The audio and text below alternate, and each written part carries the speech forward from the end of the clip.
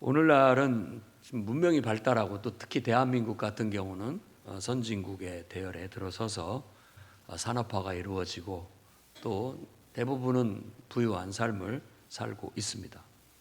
그럼에도 불구하고 인간성 상실, 요건 별개의 문제로 돌아가고 있는 것 같아요. 오히려 많은 인격의 문제를 나타내고 또 인간관계 속에서 많은 좀 병리적인 현상들이 나타나는 건 오히려 그냥 단순하게 노동을 하면서 하루하루 먹고 살던 그 시대보다 더 복잡한 많은 문제가 발생하고 있는 것 같습니다. 또 그걸로 인한 사람들의 그 스트레스, 그리고 그걸 넘어선 노이로제, 히스테리, 뭐 여러 가지 증상들이 나타나서 어지간하면 뭐 우울증이 있다, 또 어지간하면 또 무슨 장애가 있다, 그런 여러 가지 듣도 못한 새로운 신조어들이 많이 나타나고 있는 게 사실인 것 같습니다. 그러다 보니까 요즘 사람들이 그 옛날부터 이제 이렇게 무슨 요가를 한다든지 또 뭐 기수련을 한다든지 또 마음 지킴 같은 어떤 수련을 한다든지 이런 것을 통해서 그런 어떤 치료를, 그런 것들로부터 벗어나고자 하는, 안정을 찾고자 하는 그런 노력들이 있는 것 같습니다. 마음의 병이 많다는 얘기죠. 오히려 복잡하고 또 문명화된 사회 속에서 오히려 인간이 마음의 병을 더 많이 가지고 있다라고 그렇게 말할 수 있을 겁니다. 우리 그리스도인들은 그러면 어떻게 해야 되느냐라고 말했을 때, 우리 그리스도인들은 세상이 갖지 못하고 있는 하나님을 가지고 있잖아요. 가장 중요한 거, 하나님이라는 그 존재에 대한 인식과 그 하나님의 존재에 대한 임재, 그분 경험, 그분과의 관계, 그리고 또 그분이 우리에게 준 이 유작인 성경 말씀, 이런 유산들이 있어요. 그래서 그 옛날부터 다 나름대로 사람들이 마음의 병, 육신의 병 이런 걸로 인해서 힘들어할 때도 바로 그 하나님을 통해서 위로를 얻고 안정을 찾고 마음의 평안을 추구해 왔습니다. 어떻게 보면 우리가 예수 믿고 또 예배를 드리고 기도 생활을 하고 또 성경 말씀을 묵상하고 이런 어떤 경건 생활의 실천, 근데 우리가 예수를 믿어도 이런 경건 생활을 하지 않는다면 그런 혜택을 못 받겠죠. 그런 영성 훈련을 우리가 꾸준히 실천을 하고 살아가야 되는데, 예배도 정말 진정한 참된 예배, 은혜가 임하고 그 속에서 어떤 은혜를 받고 뭔가 하나님을 체험하고 변화되고 능력이 나타나는, 그리고 기쁨도 있고 감동도 있고 능력도 나타나는 그런 예배를 경험하지 못한다면 소용이 없을 거예요. 기도도 내가 직접 이렇게 예배에 와서 하는 기도도 기도지만 개인적으로 하나님과 1대1의 기도, 결코 쉽지 않은 기도죠. 그렇지만 습관이 되고 익숙해지면 아주 좋은 그런 개인 기도 시간, 하나님과 독대해서 드리는 그런 특별한 기도 생활, 이런 어떤 영성 훈련, 기도 훈련이 우리에게 오히려 세상에서 주는 압박감, 스트레스, 불안함, 염려, 근심, 이런 모든 것들을 다 극복하고 이겨나갈 수 있는 그런 힘을 공급해 줄 수 있는 거예요. 근데 우리 그리스도인이면서도 실질적으로 예배 생활을 하지 못하고 또 성령 충만함을 받지 못하고 또 개인적인 기도 생활을 못하고 이러고 있다면 아마 이런 모든 혜택, 유익으로부터 우리가 벗어나게 되고 유익을 받지 못하게 될 겁니다. 그래서 우리는 오늘 말씀을 기억하면서 이 세대를 본받지 말고, 그러니까 옛날 살아오던 습관대로 살면 안 돼요. 세상 사람들이 살듯이 살면 안 됩니다. 이 마음 속에서부터 새롭게 돼서 변화가 돼야 됩니다. 마음 속에서부터 새롭게 돼서 변화가 돼야 돼요. 그러니까 우리의 라이프 스타일이 달라져야 되고 우리의 가치관이 달라져야 돼요. 세상에서 얻는 기쁨이 아니라 이제는 새로운 기쁨, 새로운 어떤 내 행동과 어떤 추구가 필요한데, 그 대표적인 게 이제 그 전에 예수 믿기 전에 안 했던 예배, 그러니까 막 임재가 있는 은혜로운 찬양, 그리고 뜨겁게 드리는 기도, 말씀을 통해서 정말 꿀송이처럼 달게 받아들이는 말씀의 은혜, 또 믿음의 성도들과의 만남 그 자체의 즐거움, 이런 것들을 우리가 추구해서 영성을 훈련해야 결국 이런 것들이 우리에게 혜택으로 돌아오게 되는 겁니다.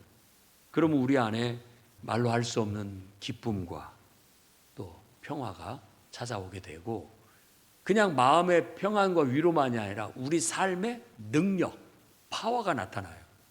그래서 안 될 일도 되게 되고, 또 뭐 생각지도 않은 좋은 일들이 막 일어나기도 하고, 그런 역사가 일어나는 거예요.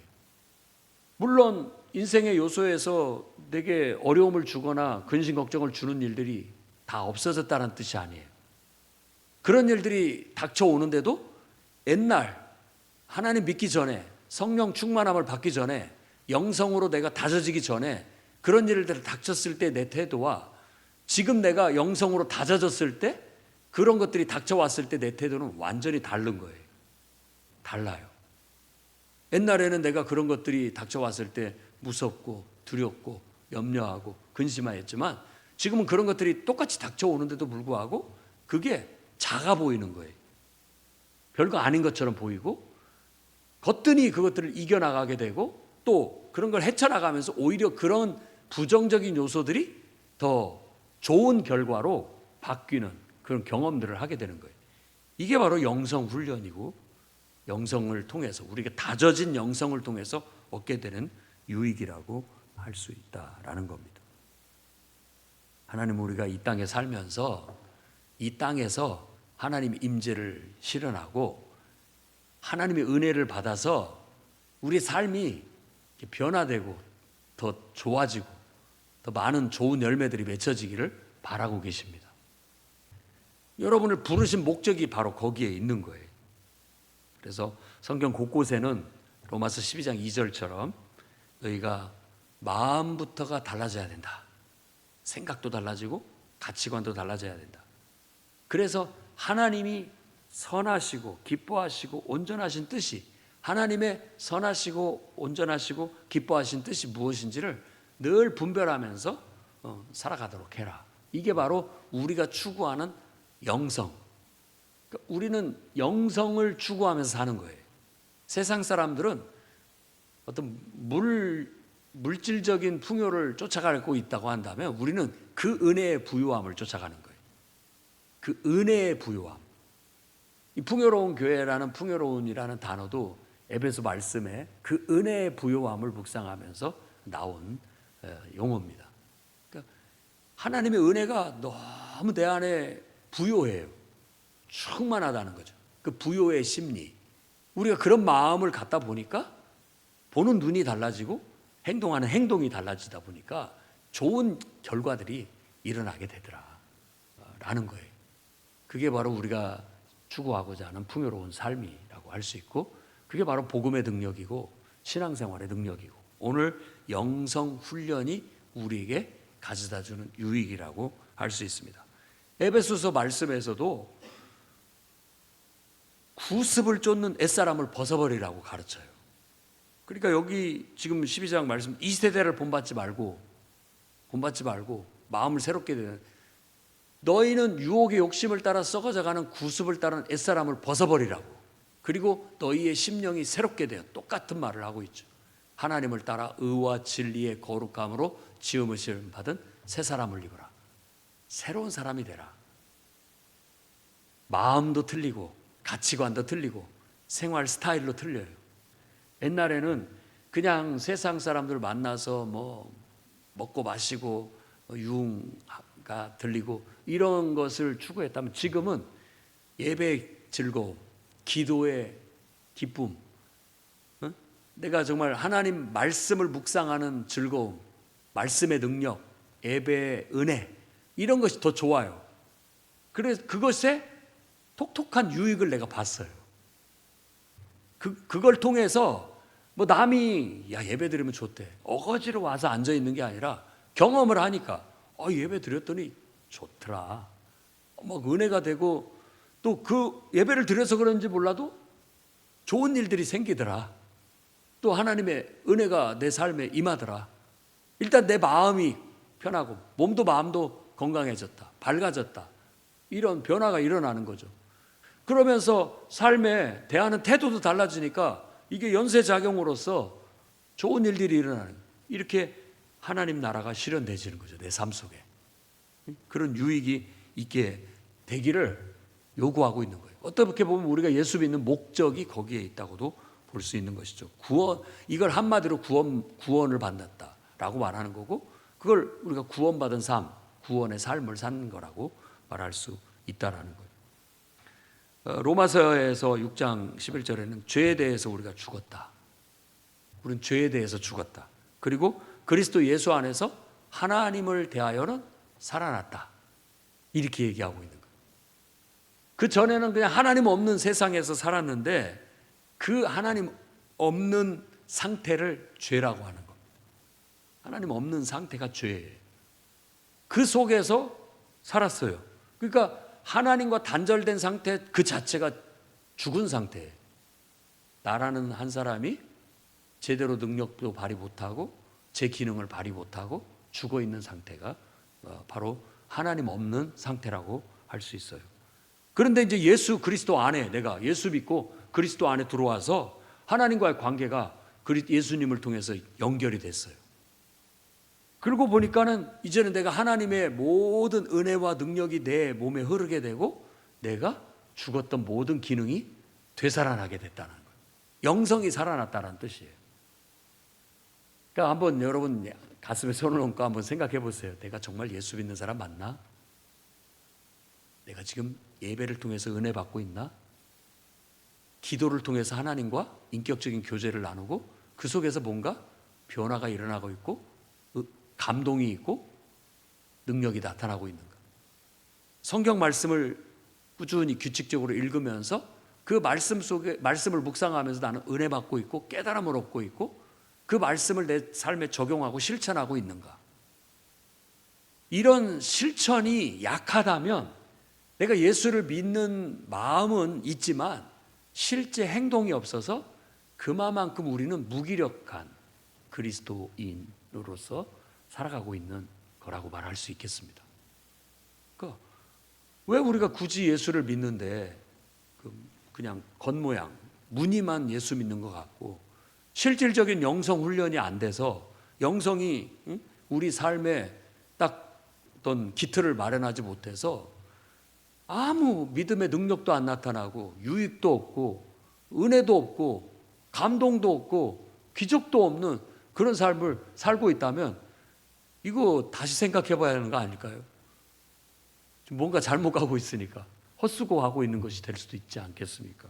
그래서 저는 여러분들이 오늘 영성훈련의 유익함을 다시 한번 일깨우고 싶고 그걸 일깨우고 영성훈련에 좀 더 이 가을에 좀 더 도전하고 삶에 실천하고 좀 박차를 가해서 여러분 안에 영성이 좀 이렇게 어떤 기둥처럼 튼튼한 기둥처럼 반석처럼 딱 자리하고 있어서 감히 나쁜 것들 악한 영들은 틈타지도 못하고 이 단단하게 세워진 든든하게 세워진 영성으로 인해서 여러분의 하는 모든 일들이 다 유익하고 복되고 잘 되는 그런 축복이 있었으면 좋겠습니다.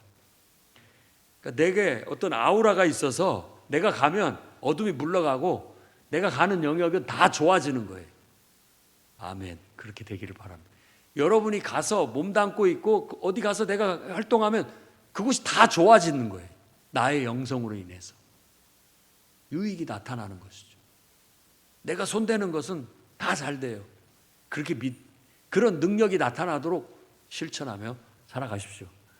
내가 만나는 사람은 다 잘 돼. 그런 축복이 있으면 얼마나 여러분이 귀하겠습니까? 정말 세상에 없어서는 안 될 소금과 같은 너무나 귀한 존재고 세상의 어둠을 밝히는 빛과 같은 너무나 소중한 존재들이 될 수 있는 것이죠.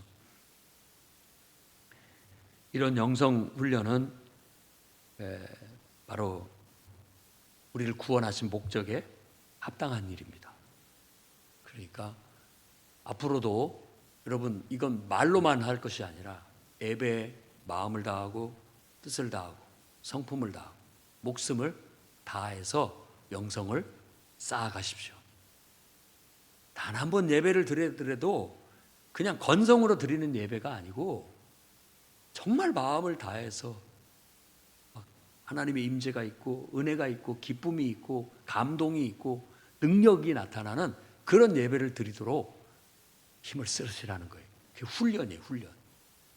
그것도 습관 같은 것이 되는 거예요. 응?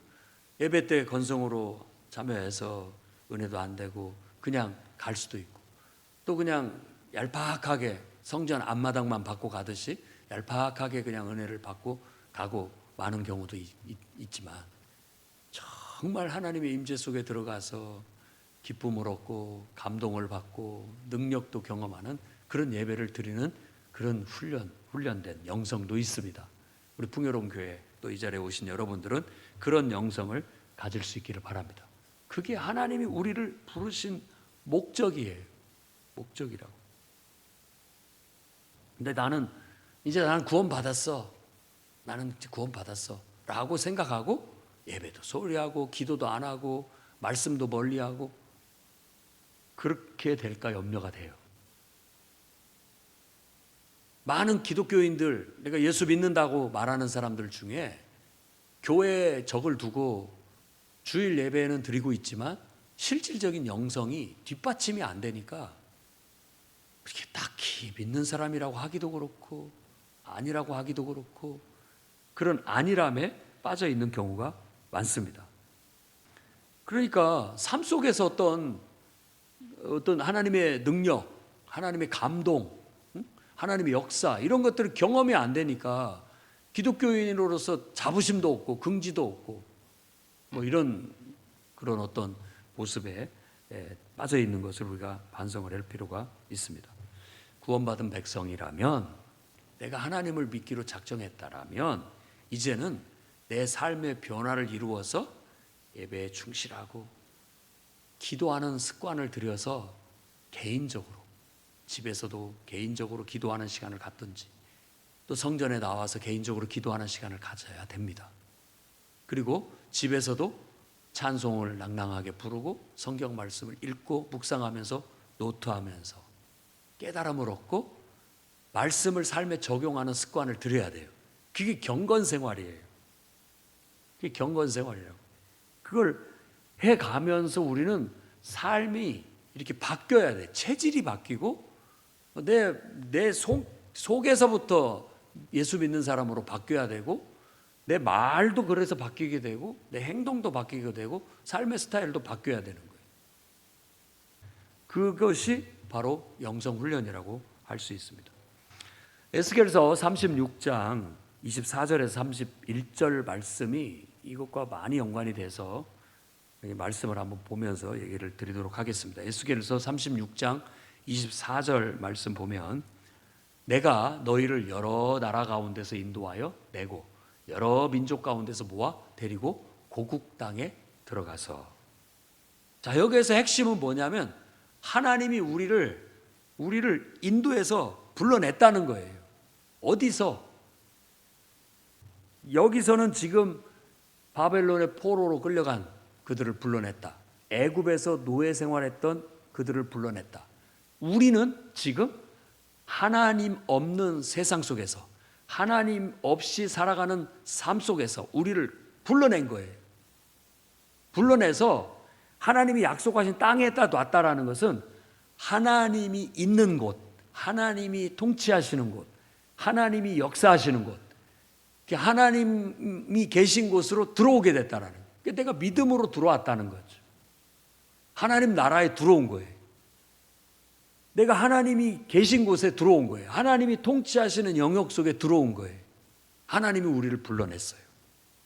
그래서 하나님이 임재하신 곳에 들어오게 하신 거예요.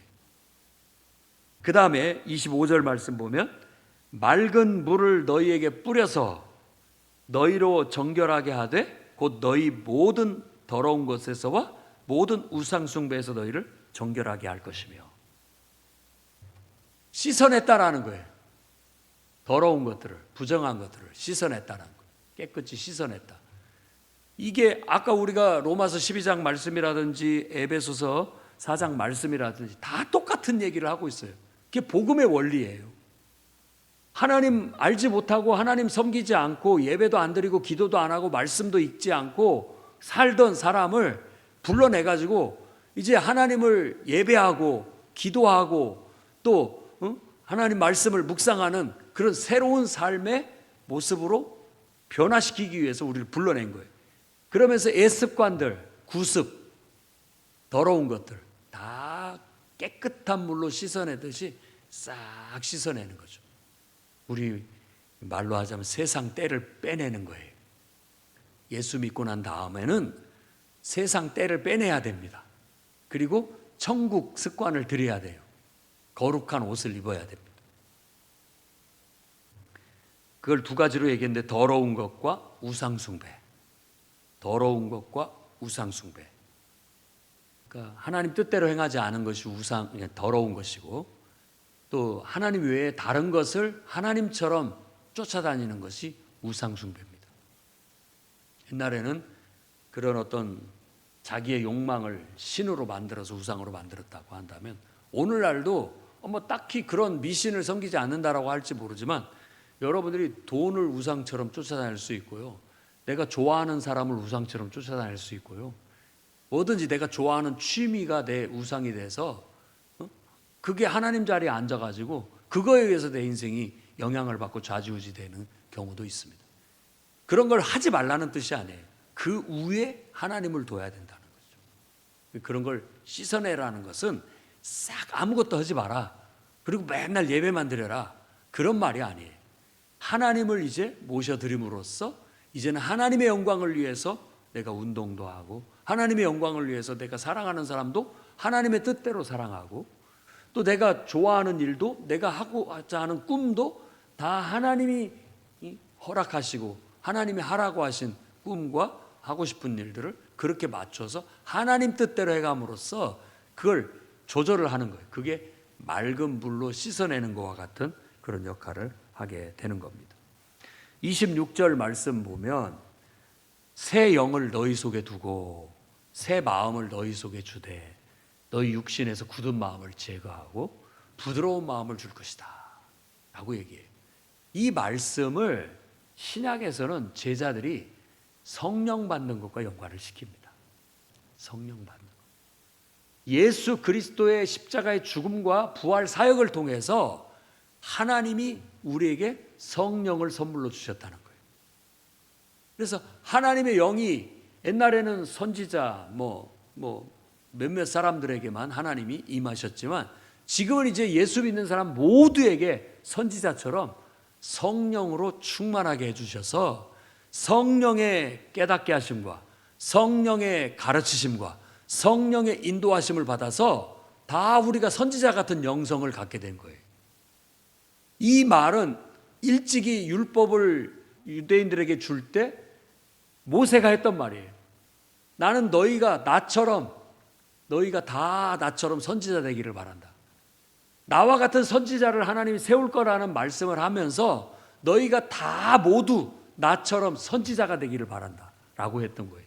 그 말씀의 실현이 예수 그리스도의 십자가의 죽음과 부활 사역을 통한 성령의 강림, 성령 세례, 성령 침례를 받음으로써 우리 안에 하나님의 영이 내 안에 임하게 되고 그 성령에 의해서 내 모든 마음과 생각은 새롭게 변화되게 된다라는 겁니다.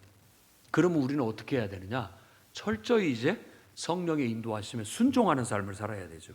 그래서 27절 말씀 보면 내 영을 너희 속에 두어 너희로 내 율례를 행하게 하리니 너희가 내 규례를 지켜 행할지라. 성령이 이제 생각나게 해주셔요. 요한복음에서 성령을 보혜사라고 하면서 이 보혜사는 너희의 돕는 자, 변호사, 조력자 이런 역할을 한다고 하는데 제가 지금 이렇게 봤을 때는 그 좀 약간 똑같은 말은 아니지만 나의 모든 일거수일투족을 이끄는 대통령으로 말하자면 비서실장 같은 역할이에요. 사장님, 회장님, 오늘은 몇 시에 일어나셔서 준비하시고 맨 먼저 어디로 가셔야 됩니다. 거기 가셨다가 그 다음에 점심을 어디서 먹고 그 다음에 누구를 만나시고 어디로 가셔서 뭔 연설을 하시고, 연설문도 대충 짜놨으니까 그 말씀 그대로 하시면 됩니다. 다 알려주는 거예요. 그러면 그래, 그럼 내가 체크해보고 뭐 더 할 거나 뺄 거 있으면 빼고 이렇게 해서 행동하는 거예요. 그걸 보혜사라고 할 수 있어요. 보혜사. 그러니까 내가 그냥 살지 않아요. 주님, 오늘은 어떻게 제가 주님과 함께 뭘 해야 되겠습니까? 물어보는 거예요. 그러면 하나님께서 성령을 통해서 깨우쳐 주시는 거예요. 생각나게 해주시는 거예요. 할 말도 생각나게 해주신다고. 보혜사에 대한 설명을 읽어보세요. 내가 한 말을 다 생각나게 깨닫게 해줄 거다. 그리고 어디 가서든지 할 말이 없다고 두려워하지 마라. 할 말도 생각나게 해주실 것이다. 다 그게 지금 요즘으로 말해서 비서들이 하는 일이거든요. 다 하는 일이에요. 그런 일들을 다 해주니까 나는 그 도움을 받으니까 그 많은 엄청난 일들을 해낼 수 있는 거예요. 내가 할 수 없는 일들을 다 도와주니까. 그게 하나님의 권능이죠. 내게 주신 권능. 그런 권능을, 성령을 우리 속에 두신 이유는 하나님의 말씀을 행하게 하기 위해서, 하나님의 뜻을 지켜내기 위해서 그렇게 얘기하는 거예요. 그러니까 예수 믿고 나는 성령 아직도 못 받았어요. 성령이 뭔지도 잘 모르겠어요. 성령 충만함을 경험해 본 적이 없어요. 이건 다시 생각해야 돼요. 이걸 깨우치지 않고 어떻게 우리가 하나님을 제대로 섬길 수 있냐고요. 이미 에스겔 선지자를 통해서 예수 그리스도를 통한 새로운 시대 주어지게 될 때인데, 그때는 성령을 우리 속에 두셔서 성령으로 충만하게 해서 우리를 성령으로 깨닫게 하고 변화시키고 능력도 줘서 행하게 하고 인도하신다고 약속을 해주셨는데, 우리가 예수를 제대로 믿었다면 정말 사도행전 2장 38절 말씀처럼 성령을 선물로 받아서 우리가 그 권능을 힘입어 땅끝까지 이르러 주님의 증인이 될 수 있는, 주님의 사역을 감당하는 일꾼들이 될 수 있다라는 것이죠. 그래서 우리가 다시 한번 말씀에 도전을 받기를 바랍니다. 여러분, 정말 우리는 세상에서 나온 사람들이에요. 더 이상 세상 사람이 아닙니다. 변해야 돼요. 생활이 변해야 돼요. 생각이 변해야 돼요. 마음 자세가 달라져야 돼요. 습관이 달라져야 돼요. 예배하는 습관. 정말 예배를 통해서 하나님 앞에 기쁨을 얻고 감동을 얻고 능력을 경험하고 하나님 역사가 나타나는 그런 생활. 그리고 여러분의 삶에 시간 속에 하나님과의 기도의 시간을 가져야 돼요. 기도의 시간. 아침에 눈 뜨면 기도로 시작하고 저녁에 잠자리에 들면서 내 의식이 잠속에 빠져들어서 없어질 때까지 기도하면서 잠들어야 돼요. 그리고 살아가는 여정 자체가 우리의 생각 자체를 기도로 해야 돼요. 우리는 생각이라는 것을 기도로 하는 겁니다. 하나님께 묻고 또 하나님 뭐라고 말씀하시는지 느껴보고 듣고 묻고 듣고 이런 식으로. 이러면은 훨씬 더 객관화될 수 있고 우리가 생각하지 못하는 것들이 떠오르기도 하고 또 창의적인 그런 어떤 대안들이 나올 수가 있어요. 그래서 유대인들이 똑똑한 건 아닐까요? 그런 거를 어려서부터 말씀을 묵상하면서 자꾸 훈련을 하다 보니까. 그리고 하루도 빠짐없이 여러분 성경을 읽으셔야 됩니다. 묵상해야 돼요. 하루라도 하나님 말씀을 안 읽고 넘어가면 입에 가시가 돋친다고 생각해야 돼요. 내 영성에 흠집이 생긴다. 마귀에게 틈을 줄 수 있다.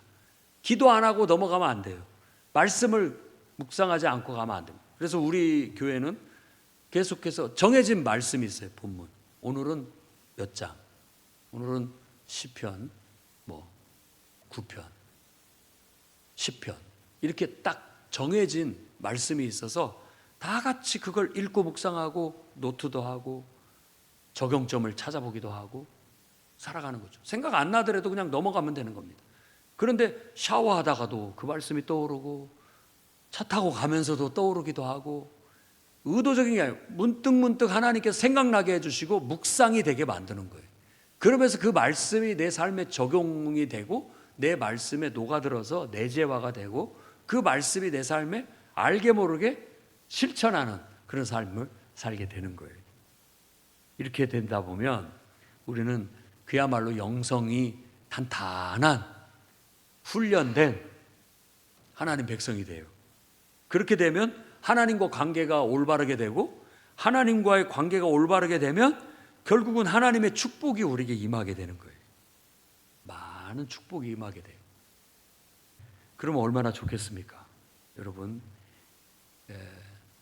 정말 진정한 기쁨과 감동이 있고 또 하나님의 능력을 경험하고 하나님의 역사를 경험하기를 원한다면, 그래서 여러분들의 삶이 가정도 행복하고 형통하고 또 사업이나 직장도 잘 되고 인정받고 형통하고 규모가 있게 반듯하게 인생이 세워져 가고 또 우리 자녀들도 그런 신앙 안에서 규모가 있게 반듯하게 세워져서 어떤 자유롭지만 일정한 범위는 벗어나지 않는 그런 건전하고 안정된 그런 삶을 살면서 하는 일마다 다 뜻한 바를 이루고 잘 되고 또 뭔가 결실을 이뤄내고 뭔가를 성취해내는 그런 유익이 있는 영성, 그걸 우리가 훈련해 나가야 되겠습니다.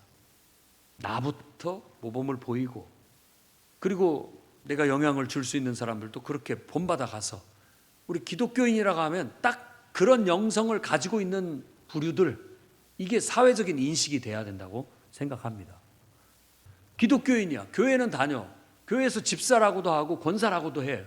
그런데 보면 예배도 소홀히 하고 기도도 안 하고 말씀 묵상도 안 하고 뭐 어떤 없어요. 그런 것들이 오히려 우리에게 하나님의 영광을 가리는 문제가 될 수 있고 또 나도 유익을 얻지 못하고 신앙생활을 하고 있잖아요. 유익이 없는 신앙생활을 하고 있잖아요. 그런 것들이 좀 타게 돼서 정말 내가 영성이 훈련이 돼서 정말 하나님의 좋은 것들이, 은사와 하나님의 선물들이 내 삶에 풍성하게 나타나서 그런 것들이 간증거리가 됐으면 좋겠어요. 그래서 여러분의 신앙을 좀 규모 있게 영성을 훈련하고 그 유익을 누릴 수 있기를 바랍니다. 그렇게 해서 궁극적으로 우리가 하나님 앞에 추구하고자 하는 것은 결국 주님의 일을 하는 겁니다. 그렇게 살아가는 것 자체가 우리에게 능력이 되고 하나님의 역사가 나를 통해서 나타나게 되면 나를 통해서 복음이 전해지고 나를 통해서 하나님의 영광이 드러나게 되고 하나님의 뜻이 성취되지는 주의 일에 알게 모르게 내가 동역자가 되고 주님의 도구가 돼서 쓰임받는 축복을 받는 거예요. 그래서 권능이 너희에게 임하시면 예루살렘과 온 유대와 사마리아와 땅끝까지로 내 증인이 될 것이다 라는 말 속에 그런 의미가 담겨져 있는 겁니다. 우리는 다 주님의 일꾼이에요.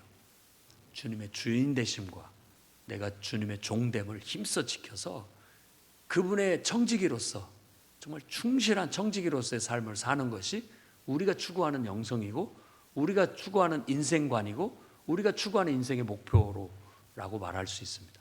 그걸 충실히 이루어나가는 그런 성도들이 돼서 여러분이 다 알곡이 되기를 바랍니다. 이 시대에. 그리고 규모 있고 튼튼하고 힘 있고 능력 있는 성도, 규모 있고 힘 있고 튼튼하고 능력 있는 그런 교회 공동체를 이루어서 하나님의 사역을 잘 감당해 나가는 놀라운 역사가 있기를 주의 이름으로 축원합니다. 기도하겠습니다. 거룩하신 주님, 우리가 예수 믿기 전에 옛사람을 벗어버리고 세상에서 나와 우리 모든 죄를 다 씻고 새롭게 돼서 거듭나 하나님의 자녀가 되었습니다. 이제 약속하신 성령을 우리가 선물로 받고 성령 충만함과 성령의 능력 아래서 예배하고 기도하고 말씀을 묵상하고 삶에 적용하고 또 주님을 위해서 봉사하고 주의 일을 하는 그런 충실한 그런 일꾼들이 되게 하시고 그런 삶을 살 수 있도록 붙잡아 주옵소서. 오늘 기도하는 모든 성도들이 예배할 줄 알고 기도할 줄 알고 하나님 말씀을 읽고 묵상할 줄 알고 삶에 적용할 줄 알며 또한 성도들과 교제할 줄 알고 또 주님을 위해서 주님의 사역을 위해 봉사할 줄 아는 그런 영성가들이 되게 하시고 하나님 나라의 기둥들이 다 되게 해 주시옵소서. 예수님 이름으로 기도합니다. 아멘.